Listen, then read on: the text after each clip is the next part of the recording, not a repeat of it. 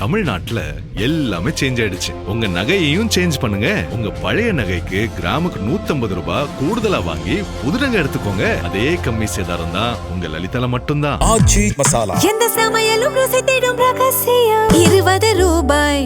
ஹாலிடேஸ்னாலே அது நம்ம GT Holidays தான்.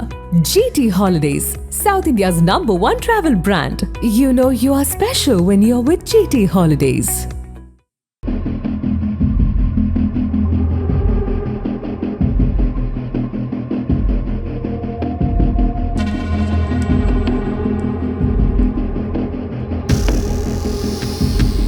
திருப்பத்தூர் மாவட்டம் ஆம்பூர் பைபாஸ் சாலையில் பேரணாம்பட்டு நோக்கி செல்லும் பேருந்து நிறுத்தம் மற்றும் அரசு நிதி உதவி பெறும் இந்து மேல்நிலைப் பள்ளிக்கு அருகில் செயல்பட்டு வரும் தனியார் மதுபான பாரில் அதிர்ச்சி சம்பவம் ஒன்று நடைபெற்றுள்ளது.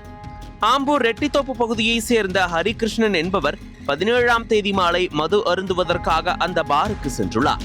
மது அருந்திய பின்னர் தலையில் பலத்த காயங்கள் அடைந்த நிலையில் மயக்கம் அடைந்து வெளியே கிடந்தார்.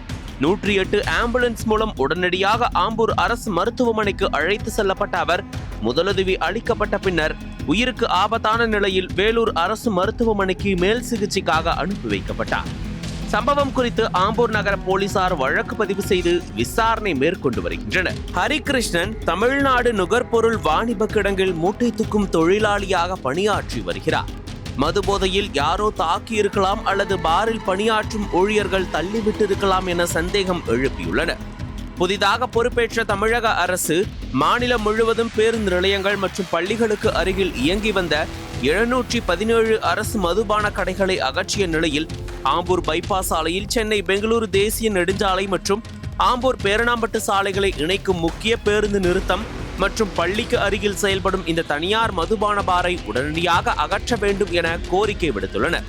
இந்த பகுதியில் மது அருந்த செல்லும் மதுப்பிரியர்களிடையே அடிக்கடி தகராறுகள் ஏற்பட்டு வருவதாகவும் ஏற்கனவே மாதனூர் பகுதியை சேர்ந்த ஒருவர் மது அருந்திய போது ஏற்பட்ட தகராறில் 2 கால்களையும் இழந்துள்ளதாகவும் கூறப்படுகிறது. ஆகையால் பள்ளி மாணவர்கள் மற்றும் பொதுமக்களுக்கு இடையூறு ஏற்படுத்தும் இந்த மதுபான பாரை அகற்ற நடவடிக்கை எடுக்க வேண்டும் என அவர்கள் அரசுக்கு வலியுறுத்தியுள்ளனர்.